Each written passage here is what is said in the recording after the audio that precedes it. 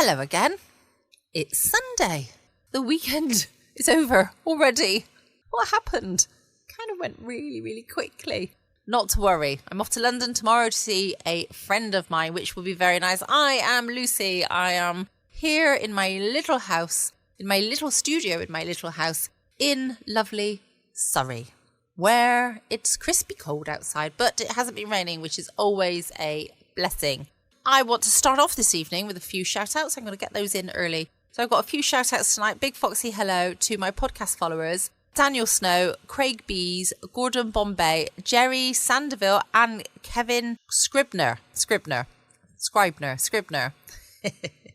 Hello to you guys. Thanks very much for getting in touch and listening and providing feedback. It's greatly appreciated.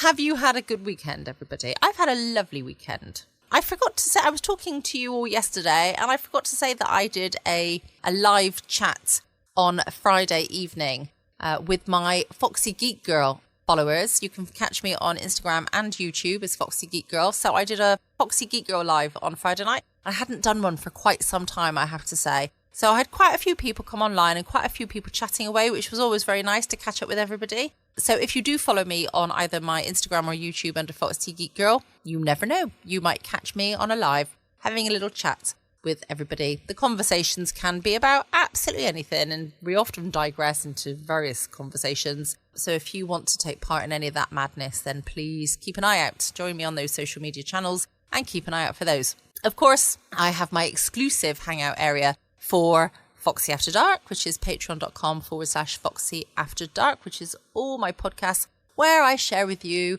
all the fabulous old time radio shows from the 40s, 50s and 60s. Some are funny, some are adventurous, some are a little bit of mystery. We change it up every day to see what kind of takes the mood. But you'll always know that if I've got a series running, you can tune in on the same day each week to hear that particular episode. Last night was Step 2 and Son, so on Saturday nights we have a little bit of comedy.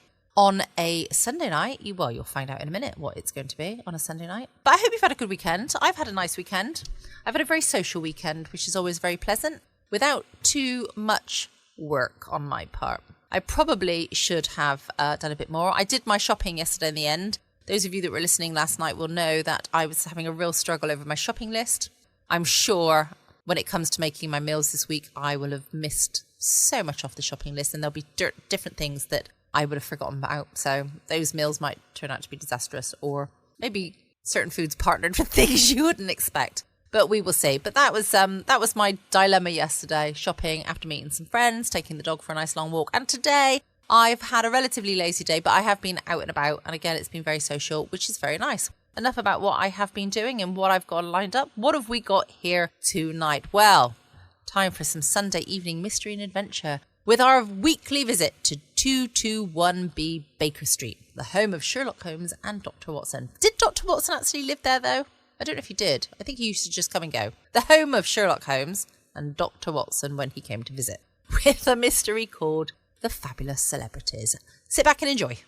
From New York City, the makers of Clippercraft clothes for men and more than 1,200 leading retail stores from coast to coast present Sir Arthur Conan Doyle's immortal character, the world's most famous detective, Sherlock Holmes, starring John Stanley.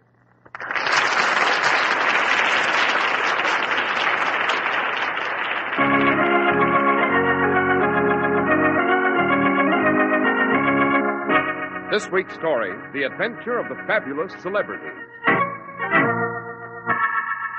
Holmes, all I see in this warehouse are these large crates of heavy machinery. Dash it, what are we doing here in the dead of night anyway? What are we looking for? A killer, Watson. A killer? Precisely. At any moment now, Watson, that pile of crates is dropping down toward us. Look out!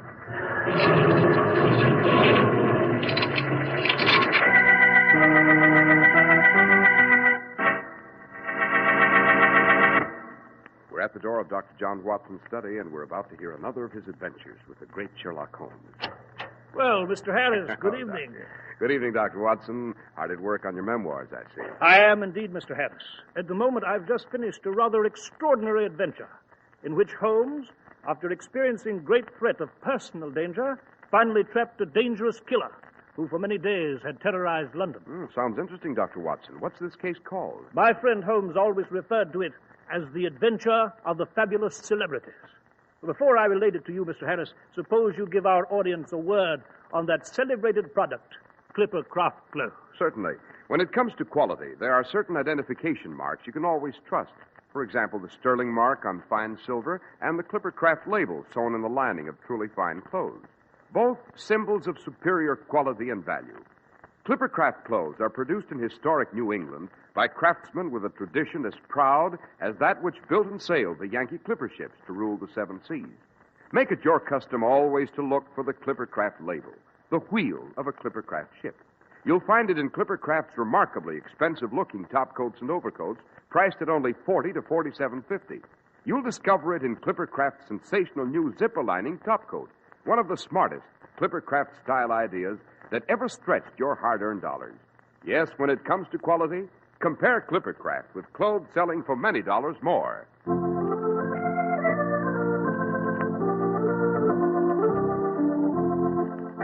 And now, Dr. Watson, what about this adventure of the fabulous celebrities? Well, Mr. Harris, it began in the year 1901, a year when Holmes was at the very pinnacle of success. By the turn of the century, as you know, the name of Sherlock Holmes was famous in every corner of the civilized world, and people stared at him whenever he walked out of our quarters at Baker Street. And then, very suddenly, it became very dangerous to be a celebrated person in the city of London. In the short space of 3 weeks, 4 persons of great prominence were struck down by a mysterious assassin. And finally, in great desperation, Inspector Lestrade asked us to appear at Scotland Yard. Mr. Holmes, you understand Scotland Yard's conducting its own investigation of these baffling murders. Oh, quite, Inspector Lestrade. Quite. In due time, of course, we should no doubt trap this peculiar assassin. However, knowing your taste for the unusual and admitting that you have some talent in these matters... Coming from you, Inspector, I consider that a great compliment. It is indeed. We've never been reluctant to give the official police a hand in these unusual matters, eh, Holmes? No, Watson, we have not. Now then, Inspector. Yes, Mr. Holmes. Let us review the facts. A mysterious and deadly killer is roaming the metropolis of London. His special victims are persons of great prominence. In the last 3 weeks, he's assassinated a great English beauty, a champion heavyweight pugilist, a world-famous astronomer, and a famous admiral. Yes, and every one of them a likely candidate for any Hall of Fame. Quite, Watson, quite. But to continue, Inspector, in each case, the celebrated victims' valuables were not taken from their corpses. In short, we may deduce that those important people were murdered for some other motive rather than money. That is correct, Mr. Holmes. But we have found no clue, no trace. Exactly, Inspector Lestrade. You found no clue, no trace. You have let the trail go cold, and we must make a fresh start. Come, Watson. Where to, Holmes? Baker Street, my dear fellow, Baker Street. To think, to plan, to use the tools of logic. Assuming, of course, that we are fortunate enough to find a cab in this foul weather.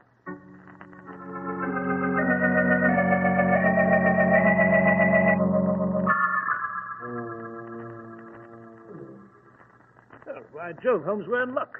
There's a cab at the curb right here on Derby Street. You can just make it out in this beastly fog. Yes, Watson. Hello there. Hello, cab! Well, he's seen us. I must say I anticipated a dreary and chilly wait. It's rather surprising. That cab driver, he's driving his horses straight... Holmes, he's trying to run us down! Look out!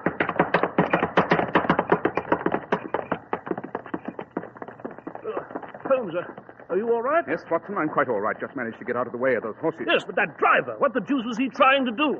Obvious, my dear Watson. He was trying to kill me.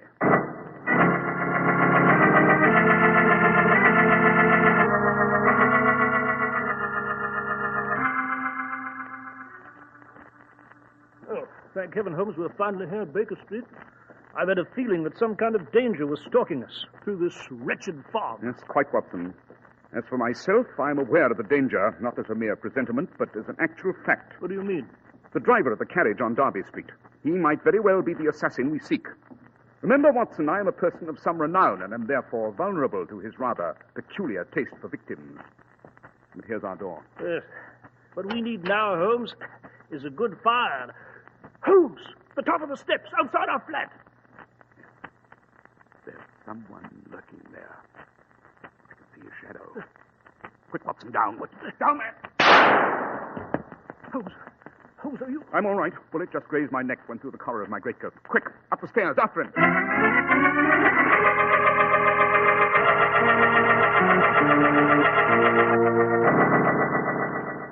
Well, Holmes, the beggar went up the stairs onto the roof. I lost him in the fog, curse it. Holmes... Yes, Watson? Do you think this assassin Is the same who has accounted for the others? Yes, I most certainly think he is. The driver of that carriage and the man lurking in our hallway are one and the same. Well, Holmes, you've got to be careful. He's made 2 attempts on your life in one night. The beggar may try still again. Undoubtedly he will, Watson. It seems that for the moment the hunter becomes the hunted. But I hope to reverse that order in a very short time. Dash it, Holmes, I must say you're rather matter-of-fact about this whole thing. Quite, Watson. I'm thoroughly aware that my personal existence is in great jeopardy. But I cannot allow any emotion on this score to cloud my reason. The assassin who seeks my life is a very cool fellow, and I must meet him on his own ground. But the hour is late, Watson. There'll be time enough tomorrow to deal with my assailant.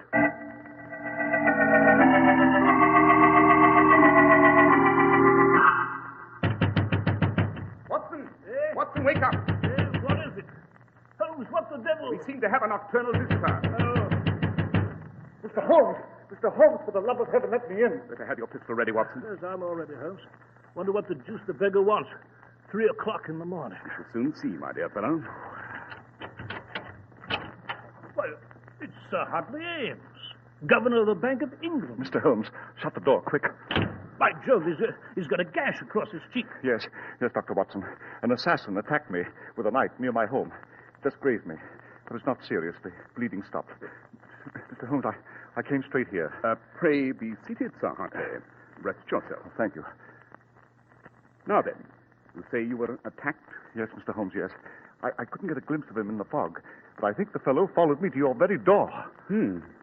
Interesting. Very. Then, Holmes, it must be the same fellow. Undoubtedly, Watson. The killer is abroad tonight pursuing his strange custom of hunting illustrious persons, such as Sir Hartley. How does it happen, Sir Hartley, that you didn't go to the official police? Oh, impossible, Dr. Watson. That could mean only disaster. The financial structure of the empire is based on delicate factors. If it became known that my life was in jeopardy, it might cause a panic on the exchange, a run on the bank. Sir Hartley is quite right, Watson. Oh, Mr. Holmes, what shall I do? At the moment, there's but one thing to do, Sir Hartley. Dr. Watson and I will escort you to your home, and when you get there, lock your door and bolt your windows, and under no circumstances leave unless I summon you.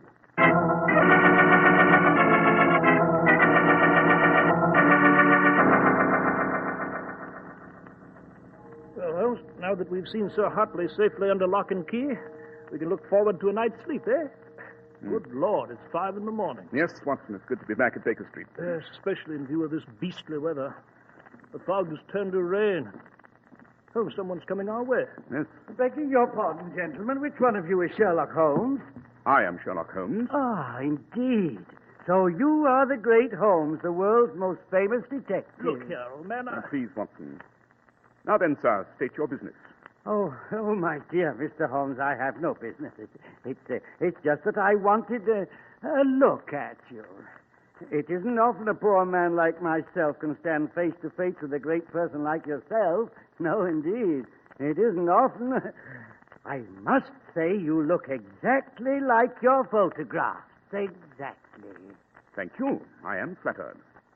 And now, my good man, if you've had your fill of staring at me, we should like to enter our quarters. Oh, no offense, Mr. Holmes, no offense at all. It's just that I'll be able to tell my friends I've talked with the great Holmes. The cheek of the fellow, Holmes. The infernal impudence of the bounder. Watson, Eh? did you notice that old man's coat and shoes? Why, no. Interesting. Very. Holmes, what in blazes are you talking about? First, Watson, the man's coat was hardly wet, yet it's raining. Yes, I know. Second, certain areas of his boots seem to be waterproofed. The rain dampened the leather only in splotches. Well, what of it? I merely mention these as elementary observations, Watson, which may or may not prove significant. But, for the first time, I believe I see a glimmer of light in this very intriguing adventure.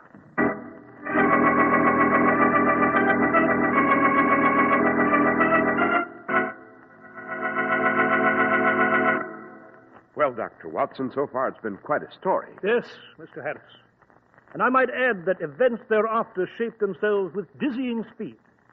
I shall relate to you the second half of this remarkable adventure after you tell your audience some remarkable facts about Clippercraft clothes. They are remarkable indeed, Dr. Watson. When I describe the qualities of Clippercraft clothes to you, I myself sometimes think that Clippercraft values seem too good to be true. But Clippercraft fabrics are actually as luxurious as they are long on wear. And the superior talent of Clippercraft experts shows up admirably in the smart hang of your jacket, the comfortable, roomy fit of your Clippercraft suit. It's when you check all these superb features against the amazingly low price for suits bearing the Clippercraft label that you realize Clippercraft values are nothing short of sensational. Only $40 and $45. Why, even a pure worsted suit with the Clippercraft label costs only $45. Yes, you save plenty, because more than 1,200 independent stores throughout America have concentrated their vast purchasing power to make these great Clippercraft values possible. That's why men who know insist on Clippercraft clothes bearing the Clippercraft label. So be sure to visit the Clippercraft store in your city. These leading stores in the metropolitan area are proud to add their names to Clippercraft in your suits, topcoats, and overcoats.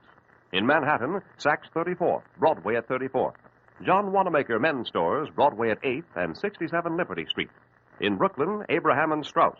In Newark, New Jersey, Boulevard Men's Shop, Kresge, Newark. And in Jamaica, the B&B Clothes Shop, 16408 Jamaica Avenue.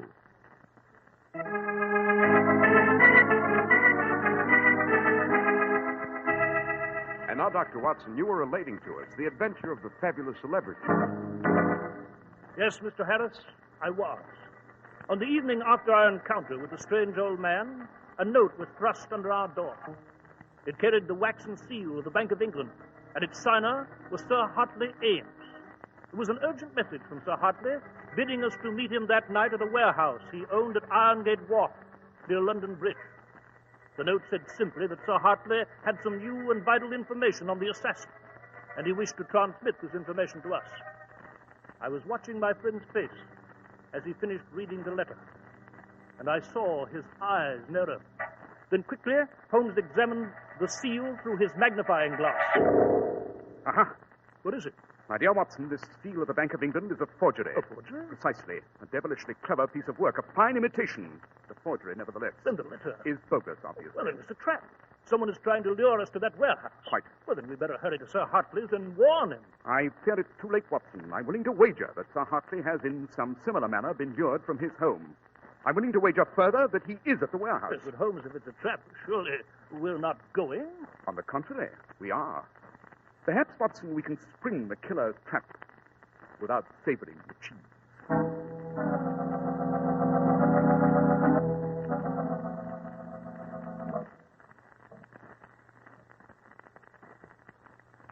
The warehouse is a dark and chilly place. Must say. Deserted. And if I were you there, Watson, it only seems deserted. I have a feeling we're being watched. Tell you the truth, so do I. Walking up this corridor between these huge piles of machinery. Yes, marine machinery. Sir Hartley Ames, among other things, owns a steamship liner. Holmes, What is it? I just kicked something. What was it? Something soft. It felt like... A body? Yes. Quick, Watson, a match. Here you are, Holmes. Good heavens. It's Sir Hartley Ames. Yes, shot through the heart. And note, Watson, there is a flake of paraffin in his left nostril. A significant detail, I might add. Yes, but hold it. What are you doing? A quick search of Sir Hartley's pockets. I have an idea that... Aha! What is it, Holmes? A note, Watson. A forged note from myself to Sir Hartley asking him to meet us here. So that's how Sir Hartley was lured from his home. Precisely. You remember I gave him strict orders not to move unless he heard from me. Yes, Watson, that pile of crates just above it is toppling down. Look out! Up!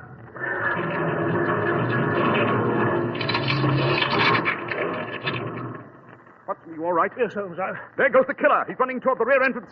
Halt, you blackguard! Halt!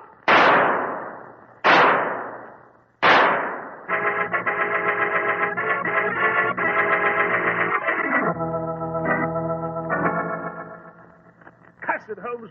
The beggar got away from us again. He did indeed, Watson. Oh, I must confess, Holmes, I'm not the hand with a pistol I was at my wand. You know, time and age dim a man's eye, I'm afraid. I saw the boundless shadow moving along the fence behind the warehouse here. I saw him go through the rear gate. Yet I missed it all the way. Come, Watson, don't be too upset. Our quarry sought to kill 2 birds with 1 stone, but he managed to down only 1. Moreover, in his escape, he's unwittingly given us some valuable information. It is significant that he did not hurdle that low fence, but chose the long way to the gate, even though you were firing at him. I confess, Holmes, I Don't you, Watson? Come, man, come. The conclusion is elementary. At any rate, I'm becoming rather tired of being stalked by this assassin. I know who he is, and it's high time we closed with him. You know who he is? I do indeed. More than that, I know where I can find him. Where? In a large brick building on Marylebone Road, just east of Baker Street and only a few doors from our own room. Yes, but that brick building is... Precisely, Watson. It houses that famous London museum, Madame Tussauds Waxworks. What in blazes, Holmes, would the killer be doing at Madame Tussauds Waxworks? Suppose we go there and find out, Watson. You mean tomorrow morning? On the contrary, Watson. I mean, tonight.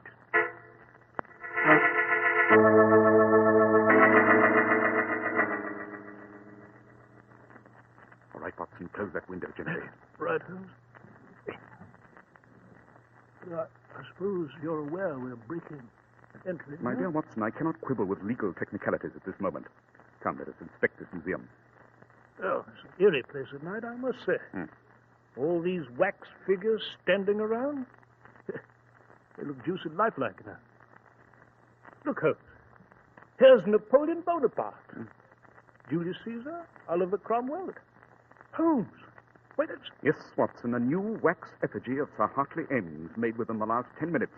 The waxen face is still warm to the touch, and the scar from the assassin's knife still shows. And the killer made a mold of Sir Hartley's face as he lay dead in the warehouse. Precisely, Watson. You recall the flake of paraffin we found in Sir Hartley's nostril, and... Watson. Yes, Holmes? There's light under that door. So there is. We'll come to grips with our quarry very soon now. Keep your pistol at the ready and follow me.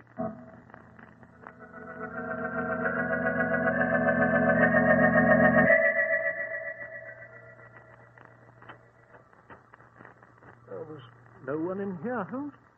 True. Seems to be a small workshop. Yes. Holmes! Good Lord! Look at that waxen statue. Yes. You recognize it, Watson? Well, it's a waxen image of you, Holmes. It is indeed. Made by a master artist. Our friend the assassin getting in a little preliminary work before he did away with me. I do think the nose is a little too aquiline and the face rather thin, but...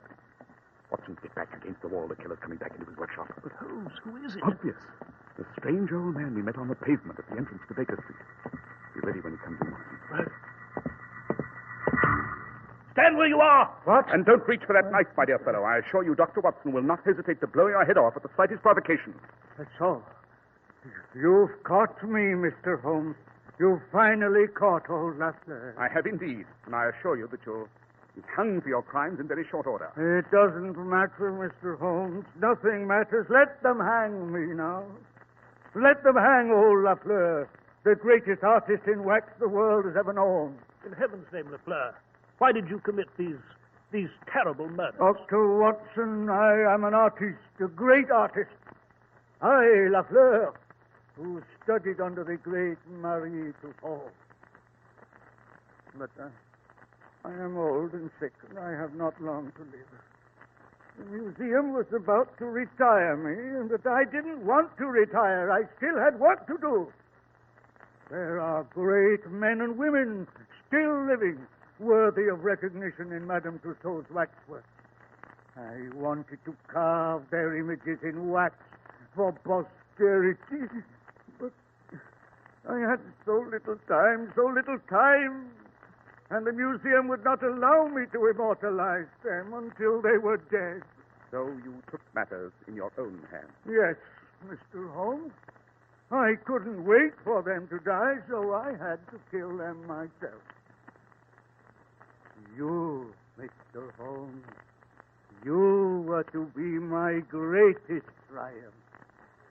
I had already begun work on you, and reserved a favored place for you here in the museum, next to Napoleon.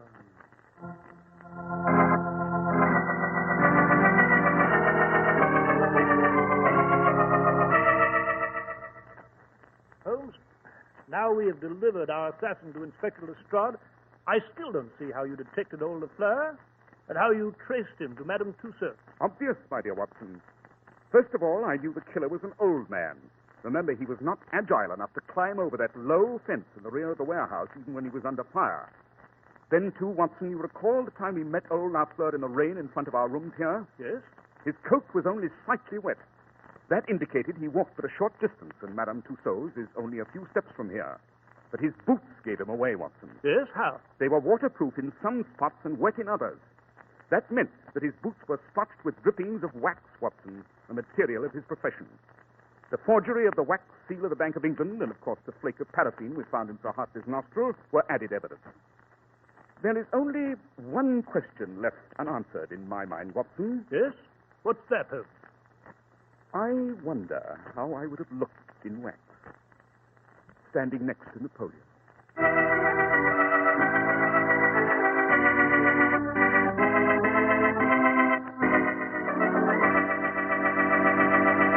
Well, Dr. Watson, that was an exciting adventure indeed. Thank you, Mr. Harris. I thought you'd find it interesting. However, I might add that Holmes never got his wish. Madame Tussaud's waxworks burned down in March of 1925, and all the Napoleonic relics were destroyed. I see. And, Doctor, what adventure will you have for us next week? Next week, Mr. Harris, I shall relate to you the adventure of the Bloomsbury Ballad. It concerns a punch ticket, an empty coal scuttle, and a sentimental song.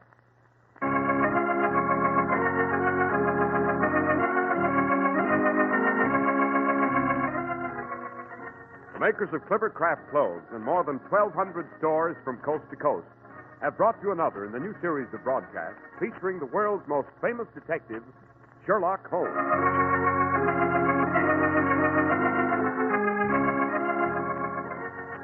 Our stories are based upon the character Sherlock Holmes, created by Sir Arthur Conan Doyle, and the program is produced and directed by Basil Lochran. Sherlock Holmes is played by John Stanley, Dr. Watson by George Felton. This week's story was written by Max Ehrlich with special music by Albert Berman.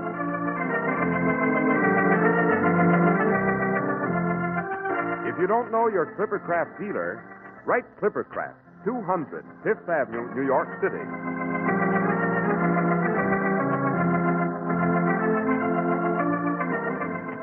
Be sure to listen next week to Sherlock Holmes in The Adventure of the Bloomsbury Ballad.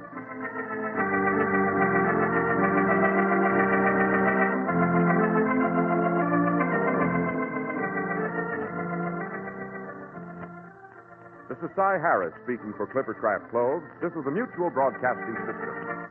Well, that's us done for this week. This week is over, and we have finished that with Sherlock Holmes. I hope you are sat back and relaxed with your feet up or in bed having a good old listen or have had a listen, and I hope you are ready now for the week ahead.